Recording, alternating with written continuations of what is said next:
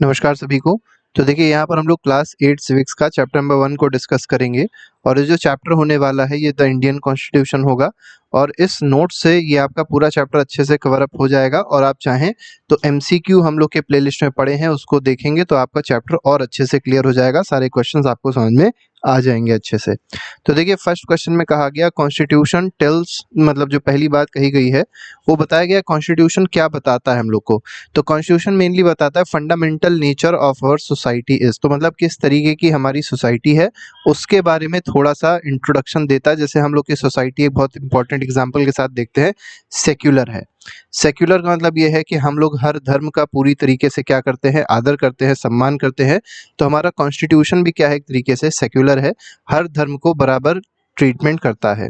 ठीक है, आगे बढ़ते हैं। आगे देखिए क्या कहा गया, constitution helps serve as a rule and principle. देखिए कॉन्स्टिट्यूशन है क्या, कॉन्स्टिट्यूशन में कुछ रूल्स दिए हैं, कुछ प्रिंसिपल्स दिए हैं। ठीक है, और ये जो रूल्स और प्रिंसिपल्स हैं, जितने भी लोग भारत के सिटीजन हो या नॉन सिटीजन हो जो भारत में आ रहे हैं, मतलब जो भी पर्सन कंट्री में रह रहा है उसको ये फॉलो करने होते हैं। ठीक है, और इसी तरीके से कंट्री क्या होती है, गवर्न होती है। ठीक है, तो मतलब अगर कॉन्स्टिट्यूशन देखा जाए तो कॉन्स्टिट्यूशन ही क्या करता है, कंट्री को गवर्न करने में हेल्प करता है। ठीक है, कोई भी सरकार बनती है तो अपने आप से मनमानी नहीं कर सकती है, उसको एक कॉन्स्टिट्यूशन दिया गया है, उसी कॉन्स्टिट्यूशन के हिसाब से उसको वर्किंग करनी होती है। इसके बाद देखिए कहा गया 3 significant reasons why we need a constitution. तो कॉन्स्टिट्यूशन की जरूरत क्यों पड़ती है, क्यों नेसेसरी है कॉन्स्टिट्यूशन का होना, ये यहाँ पर बताया गया है। तो देखिए कॉन्स्टिट्यूशन मेनली अगर आप देखेंगे तो जितनी भी डेमोक्रेटिक सोसाइटीज होती हैं, डेमोक्रेटिक कंट्रीज होती हैं, उन सब डेमोक्रेटिक कंट्रीज का जो बेस है वो क्या है, कॉन्स्टिट्यूशन। बिना कॉन्स्टिट्यूशन के कोई भी डेमोक्रेटिक सोसाइटी या डेमोक्रेटिक कंट्री नहीं वर्क कर सकती है। ठीक है, क्योंकि यही जो कॉन्स्टिट्यूशन है वो क्या करता है, guards against the miss use of authority by our political leaders. जैसे भी हमने आपको बताया था कि कोई भी गवर्नमेंट बनती है तो गवर्नमेंट जो बन रही है वो अपने आप से कोई भी आर्बिट्ररी एक्शन नहीं ले सकती है, कोई भी मनमाना काम नहीं कर सकती है। उसको कोई भी अगर फंक्शन परफॉर्म करना है तो फंक्शन किसके तहत परफॉर्म करना होता है, तो कॉन्स्टिट्यूशन के तहत, मतलब कॉन्स्टिट्यूशन को बेस मान के ही करना होता है। मतलब कोई भी अगर काम करे तो वो कॉन्स्टिट्यूशन के अगेंस्ट नहीं होना चाहिए। तो पहला तो इसलिए इंपॉर्टेंट है कॉन्स्टिट्यूशन का होना। दूसरे में कहा गया डोमिनेंट ग्रुप और देख सकते हैं लेस पावरफुल ग्रुप, मतलब ऐसा कभी भी ना हो सके कि जो डोमिनेंट ग्रुप है, मतलब एक तरीके से डोमिनेंट ग्रुप को आप मेजॉरिटी समझ सकते हैं अभी फिलहाल एग्जांपल के केस में। तो मेजॉरिटी जो है वो कभी भी जो माइनॉरिटी में लोग हैं उनके ऊपर कोई अपना दुष्प्रभाव ना कर सकें या उनको प्रताड़ित ना कर सकें, या ऐसे भी आप समझ सकते हैं जो अपर कास्ट, एक तरीके से एग्जांपल ले लीजिए जैसे पहले होता था, वो लोअर कास्ट को क्या करती थी, लोअर कास्ट के पीपल को पहले एक्सप्लॉइट किया जाता था। ठीक है, तो इन सब चीज़ों को ख़त्म करने का काम कौन कर रहा है, कॉन्स्टिट्यूशन कर रहा है। ठीक है, क्योंकि कई सारे ऐसे आर्टिकल्स, कई सारे ऐसे नियम बनाए गए हैं जिसमें ये सारी चीज़ें क्या कर दी गई हैं, इल्लीगल कर दी गई हैं। ठीक है, क्रिमिनल ऑफेंस के रूप में उसको क्रिएट कर दिया गया है। अगले पे आते हैं, तीसरा जो रीजन है जिसकी वजह से कॉन्स्टिट्यूशन होना चाहिए, और वो ये दिया गया, helps us to protect against decision that could have adverse effect on the larger principles that country believes in. जैसे भी हमने आपको बताया था, कोई भी डिसीजन लेगा, अब देखिए अगर कंट्री के लेवल पे डिसीजन पूछा जाए कौन लेता है, तो आप कहेंगे कि गवर्नमेंट लेती है। कौन सी गवर्नमेंट लेती है, सेंट्रल गवर्नमेंट लेती है। ठीक है, अब सेंट्रल गवर्नमेंट ने कोई भी डिसीजन लिया तो वो डिसीजन कुछ इस तरीके का होना चाहिए कि वो कॉन्स्टिट्यूशन के खिलाफ ना हो। ठीक है, मतलब कॉन्स्टिट्यूशन उसको सेटिस्फाई करे, कॉन्स्टिट्यूशन को वो अगेंस्ट ना हो। ठीक है, वॉयलेट ना करे कॉन्स्टिट्यूशन को। वही चीज़ यहाँ पर कही गई है कि कोई भी ऐसा अगर डिसीजन लिया जाता है जो कॉन्स्टिट्यूशन के खिलाफ है तो वो चीज़ें यहाँ पर बच जाती हैं। इस तरीके की कोई चीज़ कॉन्स्टिट्यूशन के रहते हुए नहीं हो सकती है। ठीक है, और अगर मान लीजिए कभी ऐसा होता भी है कि कोई भी पॉलिसी मान लीजिए बनाई गई, या कोई मान लीजिए ऐसा एक्ट बनाया गया, कोई ऐसा नियम बनाया गया, ठीक है, जो जो कॉन्स्टिट्यूशन के अगेंस्ट है, ठीक है, जो कॉन्स्टिट्यूशन को वॉयलेट कर रहा है, तो उसके लिए कौन बैठा हुआ है, इसके लिए सुप्रीम कोर्ट बैठी हुई है। और सुप्रीम कोर्ट क्या करती है, इस एक्ट को एक तरीके से गलत ठहरा देती है। ठीक है, नल एंड वॉइड कर देती है, मतलब इस एक्ट को खत्म कर देती है। अगले पे आते हैं, अगला देखिए क्या कहा गया, कॉन्स्टिट्यूशन के कुछ की फीचर्स देख लेते हैं, इसी में क्या क्या क्या चीज़ें हैं। अब देखिए जो हमारा कॉन्स्टिट्यूशन है वो मेनली 1946 में बनना स्टार्ट होता है। ठीक है। अब 1946 में कॉन्स्टिट्यूशन कोई ऐसा नहीं है कि एक पर्सन ने बनाया, जैसे कई लोग सुनते होंगे कि केवल बी आर अम्बेडकर जी ने कॉन्स्टिट्यूशन को बनाया, ऐसा नहीं है। बाकायदा पूरी एक कॉन्स्टिट्यूएंट असेंबली हुआ करती थी जिन्होंने कॉन्स्टिट्यूशन को बनाया। हालांकि बहुत बड़ा रोल, सबसे बड़ा अगर रोल देखा जाए कॉन्स्टिट्यूशन को बनाने में किसका है, तो वो डॉक्टर बी आर अम्बेडकर का ही है। लेकिन फिर भी हम लोग ये पढ़ेंगे कि 300 अप्रॉक्सीमेटली 299 या 300 लोग थे जिन्होंने कॉन्स्टिट्यूएंट असेंबली में बाकायदा प्रॉपर डिबेट हुआ है हर एक टॉपिक के लिए, फिर पूरा हमारा कॉन्स्टिट्यूशन बना है। ठीक है, तो कॉन्स्टिट्यूशन जो बनाने के लिए कितने लोग शामिल हुए थे, अप्रॉक्सीमेटली 300, मेनली अगर एग्जैक्ट देखा जाए तो 299 लोग हैं जो शामिल हुए थे। और कॉन्स्टिट्यूएंट असेंबली कब बनी थी, 1946 में बनाई थी। अब ये कॉन्स्टिट्यूएंट असेंबली अब देख सकते हैं आप लोग 1946 में बन गई, और 1946 में हम लोग आज़ाद तो हुए नहीं, हम लोग आज़ाद कब हुए, 1947 को। तो कॉन्स्टिट्यूएंट असेंबली बनाई किसने थी, तो ये ब्रिटिशर ने बनाई थी। ठीक है, क्योंकि ब्रिटिशर का कहना था कि जब हम देश छोड़ के जाएं तो कम से कम एक कॉन्स्टिट्यूशन हो जिसके तहत ये देश चल सके। ठीक है, और मतलब एक तरीके से तो उन लोगों ने चैलेंज भी दिया था कि हम लोग भारतीय जो है वो कॉन्स्टिट्यूशन नहीं बना पाएंगे। ठीक है, ऐसा उन लोग का मानना था, लेकिन हम लोग ने वो चीज़ कर दिखाई और बहुत अच्छा कॉन्स्टिट्यूशन बनाया। ठीक है, और एक रिटन इंडिया मतलब एक लिखित कॉन्स्टिट्यूशन भारत में अवेलेबल है। अब आते हैं कुछ इंपॉर्टेंट चीज़ देख लेते हैं, कुछ इंपॉर्टेंट की फीचर्स देख लेते हैं हमारे कॉन्स्टिट्यूशन में क्या क्या है। जैसे पहला की फीचर एक बहुत इंपॉर्टेंट है, फेडरलिज्म। अब ये फेडरलिज्म क्या होता है, ये बहुत इंपॉर्टेंट है। तो देखिए, अगर भारत की बात करी जाए तो भारत में गवर्नमेंट काम करती है। अब गवर्नमेंट भी आप देखेंगे दो तरीके की पहले आपको देखने को मिलती है, एक सेंट्रल गवर्नमेंट देखने को मिलती है और एक स्टेट गवर्नमेंट देखने को मिलती है। ठीक है, लेकिन इसका एक थर्ड ईयर भी है जिसको क्या कहते हैं, पंचायती राज भी कहते हैं। ठीक है, पंचायती राज भी कहते हैं, मतलब जो गांव में या म्यूनसिपैलिटीज़ में होती हैं उसको पंचायती राज या म्यूनसिपैलिटीज़ भी बोला जा सकता है। तो इसीलिए इसको क्या कहता है, 3 टियर गवर्नमेंट कहा जाता है। तो सेंट्रल जो गवर्नमेंट है वो कुछ ऐसे काम करेगी जो सेंट्रल लिस्ट में है। देखिए, इसके लिए प्रॉपर एक लिस्ट भी बनाई गई है, अलग अलग फंक्शंस हैं तो उनको क्या कर दिया गया है, स्टेट और सेंटर में डिवाइड कर दिया गया है। जैसे मान लीजिए डिफेंस का मैटर है, ठीक है, आर्मी का मैटर है। अब डिफेंस का काम स्टेट गवर्नमेंट क्यों करेगी, क्योंकि डिफेंस का काम क्या है, इंटरनेशनल बॉर्डर्स को चेक करना, वहां पर कोई घुसपैठ ना हो सके उसको चेक करना। तो ये किस कौन सी लिस्ट में रखा गया, यूनियन लिस्ट में रखा गया, मतलब सेंट्रल लिस्ट में रखा गया। इसी तरीके से मान लीजिए एग्रीकल्चर है। अब एग्रीकल्चर जो है वो सेंटर में उसका क्या रोल होगा, कोई खास रोल नहीं होगा, क्योंकि ये कहाँ पर है, मेनली स्टेट में है, तो उसको किस में रखा गया, स्टेट में रखा गया। इस तरीके से अलग अलग चीज़ें हैं जिनका रोल अलग अलग तरीके का देखने को मिलता है। मतलब कुछ ऐसे मैटर्स हैं, कुछ ऐसे सब्जेक्ट हैं जो यूनियन लिस्ट में, जिन पे जो भी एक्ट बनेंगे, जो भी नियम कानून बनेंगे वो सेंट्रल गवर्नमेंट बनाएगी। ठीक है, कुछ ऐसे नियम कानून हैं जिसपे जो भी एक्ट, जो भी नियम होंगे वो स्टेट गवर्नमेंट बनाएगी। तो इस तरीके की चीज़ें हैं, और कुछ ऐसे भी हैं जिनमें दोनों नियम बना सकते हैं। जैसे फॉरेस्ट की बात करी जाए, ठीक है, फॉरेस्ट पे जो नियम है वो कौन बनाता है, वो सेंट्रल भी बनाती है और स्टेट भी बनाएगी। इसीलिए फॉरेस्ट को किस में रखा गया, इसको रखा गया एक तीसरी लिस्ट में जिसका नाम है कॉन्करेंट लिस्ट। ठीक है, कॉन्करेंट लिस्ट। तो ये तीनों लिस्ट याद रखिएगा। तो ये देखिए डिवीजन ऑफ पावर आपको दिखा रहा है, तो इसी डिवीजन ऑफ पावर को क्या कहते हैं, फेडरलिज्म कहा जाता है। ठीक है, तो वही बताया कि देखिए स्टेट लेवल हो गया, सेंट्रल लेवल हो गया, पंचायती राज हो गया जो कि विलेज लेवल पे है। इसी तरीके से म्यूनसिपैलिटी होती है म्यूनसिपैलिटी लेवल पे, ठीक है, मतलब शहरों में होती है। Constitution contains list. देखिए लिस्ट की बात करी गई थी, हमने आपको बताई 3 तरीके की लिस्ट है, स्टेट लिस्ट, यूनियन लिस्ट और कॉन्करेंट लिस्ट। और क्या है लिस्ट हमने आपको बता दिया। इसके बाद आते हैं पार्लियामेंट्री फॉर्म ऑफ गवर्नमेंट। अब देखिए ये बहुत इंपॉर्टेंट है, पार्लियामेंट क्या होता है। तो देखिए पार्लियामेंट पहले याद रखिएगा, पार्लियामेंट में मेनली 3 बॉडीज आती है। एक आता है लोकसभा, एक आता है राज्यसभा और एक आता है प्रेसिडेंट। ठीक है, ये 3 बॉडीज जो हैं ये किस में आती हैं, पार्लियामेंट में आती हैं। राज्यसभा को और क्या कहा जाता है, अपर हाउस भी कहा जाता है। ठीक है, अपर हाउस भी कहा जाता है, इसको काउंसिल ऑफ स्टेट्स भी कहते हैं, अपर हाउस। लोकसभा क्या होती है, लोकसभा अगर आप देखेंगे तो ये लोअर हाउस होती है। ठीक है, लोअर हाउस होती है। और प्रेसिडेंट, तो प्रेसिडेंट है, आपको पता ही होगा, जो फर्स्ट पर्सन है हमारे भारत का। ठीक है, जो भारत को रिप्रेजेंट करता है बाहर इंटरनेशनल में, मतलब बाहर की कंट्रीज में, वो कौन है, प्रेसिडेंट है। ठीक है, एक तरीके से हेड होता है पूरी गवर्नमेंट का। ठीक है, पूरी सरकार का, पूरे भारत का ये क्या है, हेड है। अब देखिए पार्लियामेंट्री फॉर्म ऑफ गवर्नमेंट का मतलब यही है कि जो हमारी गवर्नमेंट है वो वो एक तरीके से उसको कौन चला रहा है, पार्लियामेंट चला रहा है। जितने भी नियम कानून बनते हैं, जितने भी लेजिस्लेटिव काम होते हैं, ठीक है, मतलब कोई भी एक्ट आना है, कोई भी बिल आना है, कहाँ पर आता है, पार्लियामेंट में आता है।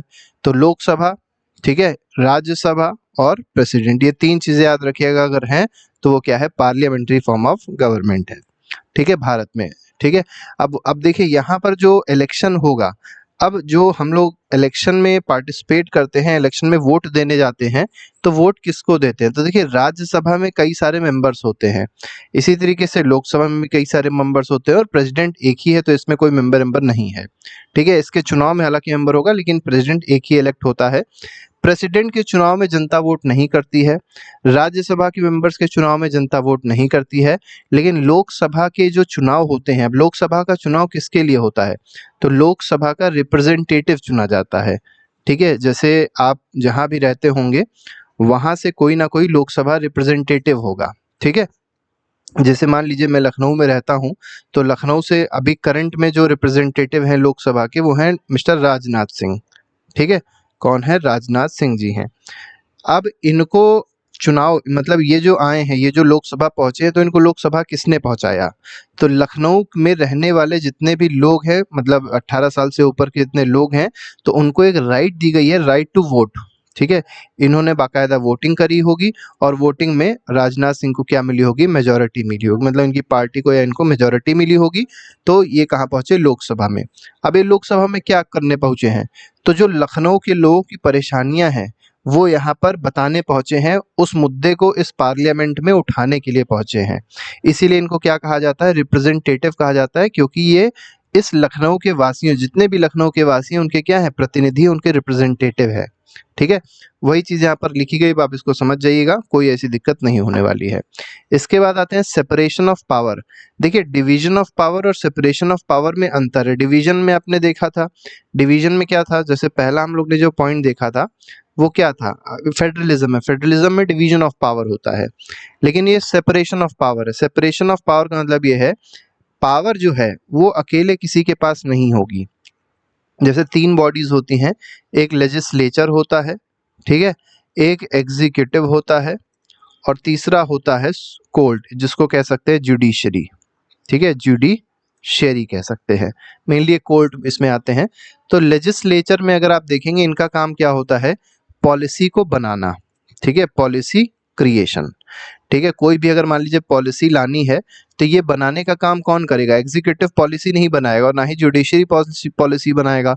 जैसे कोई भी अगर पॉलिसी बने, जैसे मान लीजिए न्यू एजुकेशन पॉलिसी जो आई 2020 में, ये बनाने का काम किसने किया होगा, ये मतलब इसको पास कराने का काम किया लेजिस्लेचर ने। अगर ये मना कर देता, लेजिस्लेचर अगर मना कर देता कि ये पॉलिसी नहीं पास होनी है, तो ये ना पास हो पाती और अप्लाई ना होती। लेकिन उस पॉलिसी को एग्जीक्यूट करने का काम कौन करता है, उस पॉलिसी को अप्लाई करने का काम कौन करता है, ये एग्जीक्यूटिव बॉडी करती है। अब एग्जीक्यूटिव बॉडी में बहुत सारे लोग आते हैं, जैसे प्रेसिडेंट आता है, ठीक है, इसी तरीके के काउंसिल ऑफ मिनिस्टर्स भी आते हैं, जैसे एजुकेशन मिनिस्टर हो गया, प्राइम मिनिस्टर हो गए, सब क्या है, एग्जीक्यूटिव में आते हैं। ठीक है, जुडिशरी क्या होता है, जुडिशरी चेक करता है कि जो भी पॉलिसी बनाई गई है वो सही है, मतलब वो कॉन्स्टिट्यूशन के खिलाफ तो नहीं, और कॉन्स्टिट्यूशन के खिलाफ होती है तो उस पॉलिसी को क्या कर दिया जाता है, नल एंड वॉइड घोषित कर देती है कौन, जुडिशरी। अब जुडिशरी भी आप अगर देखेंगे, मेनली बड़े लेवल पे देखा जाए तो दो पार्ट्स में डिवाइडेड है, हाई कोर्ट और supreme court. High court mainly states में होती है, और सुप्रीम कोर्ट केवल एक है, और वो कहाँ पर है, दिल्ली में है। ठीक है, कोई भी मैटर कहाँ पहुंचेगा, मान लीजिए हाई कोर्ट में मैटर पहुंचा, अब आप उससे संतुष्ट नहीं है, तो आप क्या कर सकते हैं, सुप्रीम कोर्ट में अपील कर सकते हैं। तो इसलिए होता है सुप्रीम कोर्ट मतलब फाइनल कोर्ट है, इसका जो डिसीजन होगा वो फाइनल होगा। ठीक है, ये हो गया सेपरेशन ऑफ पावर, आपको बता दिया। अब सेपरेशन ऑफ पावर मेनली क्यों है, कि बैलेंस ऑफ पावर को बनाए रखने के लिए। बैलेंस ऑफ पावर का मतलब ये है कि जो लेजिस्लेचर है वो मनमानी ना कर सके, ना ही एग्जीक्यूटिव मनमानी कर सके, और ना ही जुडिशरी मनमानी कर सके। तीनों में से कोई मनमानी करेगा तो जो जैसे मान लीजिए जुडिशरी मनमानी कर रहा है, कोई भी मान लीजिए सही नियम आया, उसको जुडिशरी ने कह दिया कि ये कॉन्स्टिट्यूशन के खिलाफ है, तो ये मनमानी कर रहा है। तो जुडिशरी में कौन होते हैं, जजेस होते हैं। अब जजेस का जो अपॉइंटमेंट है वो कौन करता है, ठीक है, JUDGES, थोड़ा सी स्पेलिंग गलत हो गई। जजेस का अपॉइंटमेंट कौन करता है? प्रेसिडेंट करता है।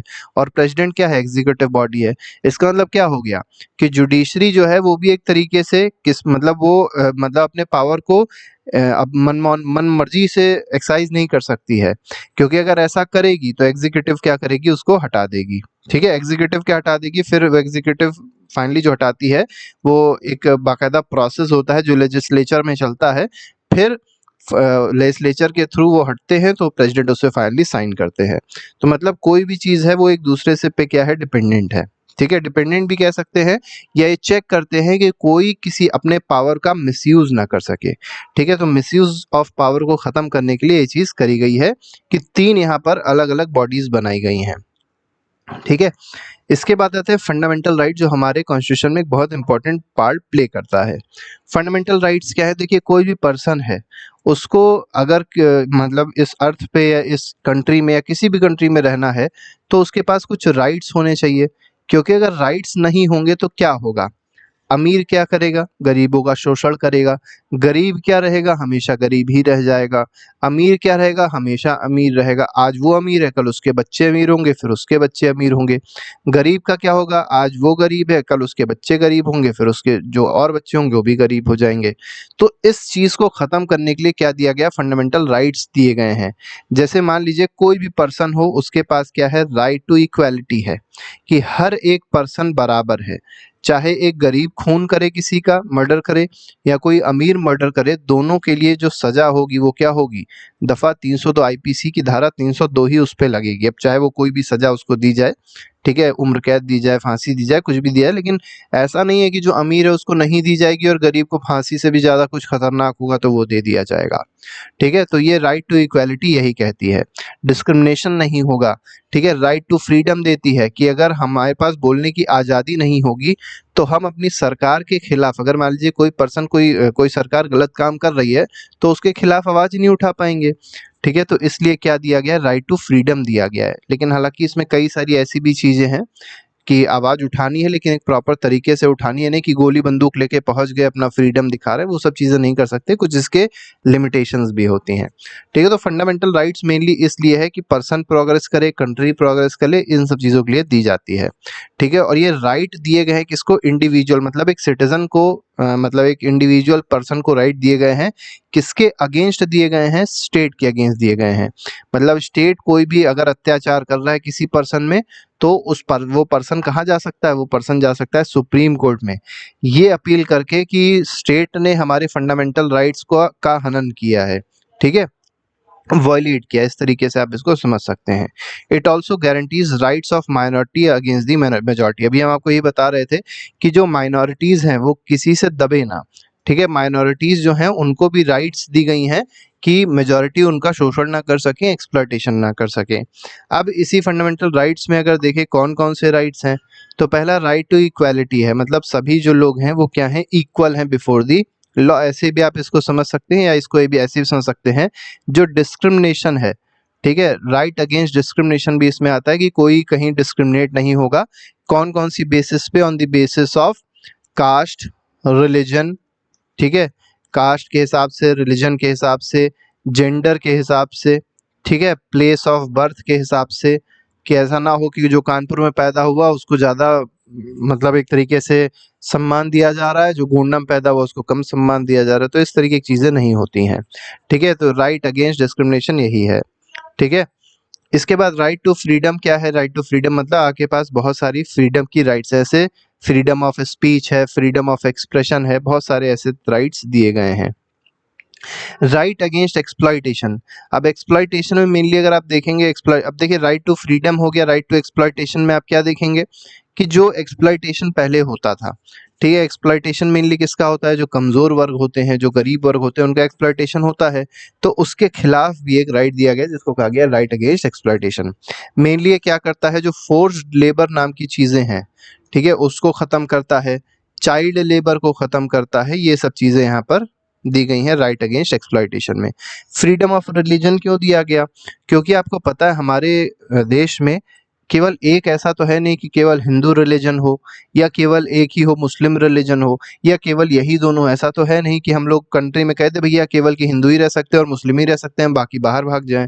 हमारे कंट्री में अलग अलग तरीके के रिलीजन हैं, अलग अलग रिलीजन हैं, अलग अलग कास्ट हैं, अलग अलग सेक्ट है यहाँ तक। ठीक है, अब इस सेक्ट क्या होता है, जैसे पंथ जिसको कहते हैं, कुछ कबीर पंथी होते हैं, कुछ रहीम पंथी होते हैं, तो इस तरीके की चीजें जो होती हैं वो भी हैं। तो सबको एक साथ में रहना है, तो हर एक इंसान को ये राइट दिया गया है कि अगर वो चाहे तो अपने रिलीजन की रिस्पेक्ट करके उसको मतलब प्रोफेस कर सकता है, प्रोपोगेट कर सकता है, ये सारी चीजें यहाँ पर दी गई हैं। ठीक है, किसी भी आप रिलीजन को क्या कर सकते हैं, अपना सकते हैं, छोड़ सकते हैं, दूसरे रिलीजन को अपना सकते हैं, ये सारे राइट्स यहाँ पर दिए गए हैं फ्रीडम ऑफ रिलीजन में। और क्यों दिए गए हैं, क्लैशेस को खत्म करने के लिए दिए गए हैं कि आपस में भाईचारा बना रहे, लड़ाई झगड़ा केवल रिलीजन के नाम पे ना हो। हालांकि देखते होंगे आप लोग, जब चुनाव उनाव आता है तो रिलीजन के नाम पे बहुत सारी लड़ाई झगड़ा लोग कराने की कोशिश करते हैं। देखिए ये सब केवल चुनावी स्टंट होता है, लोग केवल इलेक्शन के लिए कराते हैं कि वोट मिल जाए। बाकी अगर आप 364 दिन देखेंगे तो तब ये सब चीज़ें नहीं होती हैं। हालांकि कुछ केसेस ऐसे हैं जहां पर ये चीज़ देखने को मिलती है, लेकिन ज़्यादातर जगहों पे कभी भी रिलीजन को लेके लड़ाई नहीं होती है। लड़ाई का जो सबसे बड़ा कारण है वो क्या है, मनी है। ठीक है, अगर मनी होगी तो आप पावरफुल होंगे, आपसे कोई नहीं लड़ेगा। ठीक है, अब जो पहले की बातें थी कि कास्ट बेसिस पे लोग गरीब थे, ठीक है, सोसाइटी के बेसिस पे गरीब थे, वो सब चीज़ नहीं रह गई। अब जो गरीबी है केवल एक ही चीज़ पे नापी जाती है और वो क्या है, मनी। आप मनी, आपके पास मनी है तो आप अमीर हैं। वो डिपेंड नहीं करता कि आपका रिलीजन क्या है, आपकी कास्ट क्या है, आपका क्रीड क्या है, वो सारी चीज़ें मैटर उतना नहीं करती हैं। ठीक है, इसीलिए जो लड़ाई का कारण है वो रिलीजन अब नहीं रह गया, वो क्या हो गया है, एक तरीके से मनी हो गई है। लड़ाइयाँ देख लीजिए कहीं पे भी हो रही है तो वो किस चक्कर में हो रही है, केवल और केवल मनी के चक्कर में हो रही है, पैसे के चक्कर में हो रही है, चाहे वो भारत में हो या भारत के बाहर हो। इसके बाद आते हैं कल्चरल एंड एजुकेशनल राइट। अब देखिए हमारा जो भारत है उसका कल्चर जो है बहुत पुराना है, और भारत का कल्चर मतलब आप याद रखिएगा केवल हिंदू कल्चर की बात यहाँ पर नहीं होती है। यहाँ पर बहुत सारे रिलीजन है, बहुत सारे सेक्ट हैं, बहुत सारे कास्ट हैं, सबका बहुत सारी यहाँ तक ट्राइब्स है जिनका कल्चर बिल्कुल अलग है। तो सबके कल्चर को प्रिजर्व करने की राइट, ठीक है, हर एक इंसान को एजुकेशनल राइट दी गई है। ठीक है, तो वो सारी चीज़ें यहाँ पर बताई गई। मतलब अगर मान लीजिए कोई भी ऐसा है जो अपनी लैंग्वेज को प्रिजर्व करना चाह रहा है तो बाकायदा इसको भी राइट दी गई है कि वो ट्राइब है या वो कास्ट है या वो रिलीजन है, वो अपनी लैंग्वेज को भी प्रिजर्व कर सकती है। वो सारी राइट यहाँ पर दी गई हैं। इसके बाद आते हैं राइट टू कॉन्स्टिट्यूशनल रेमेडीज। ये राइट बहुत इंपॉर्टेंट है। जैसे ऊपर जितने भी राइट्स थे उनको फंडामेंटल राइट्स कहा गया, उनमें से अगर कोई भी ऐसा फंडामेंटल राइट है जो आपका स्टेट, ठीक है, क्या करती है, वो वॉयलेट करती है। जैसे मान लीजिए स्टेट ने क्या कहा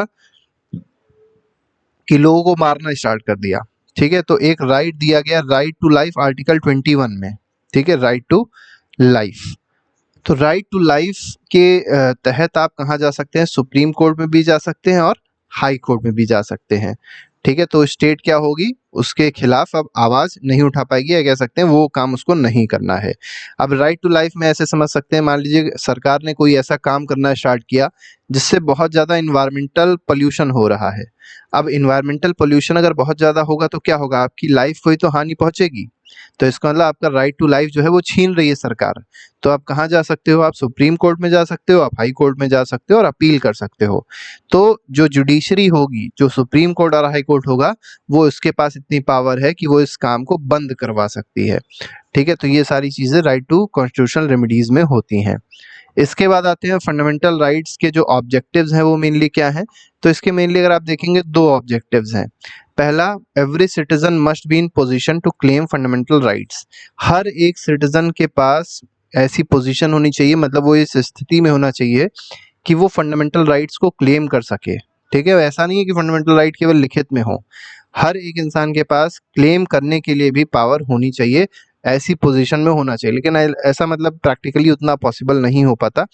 ठीक है, यहाँ पर सेकंड देखिए पॉइंट कहा गया है, fundamental rights must be bounding upon every authority that has got the power to make laws. इसका मतलब क्या है, फंडामेंटल राइट जो है वो बाइंडिंग है, इसका मतलब फॉलो करना ही करना है। किसको फंडामेंटल राइट्स को फॉलो करना है, जो लोग लॉज बना रहे हैं।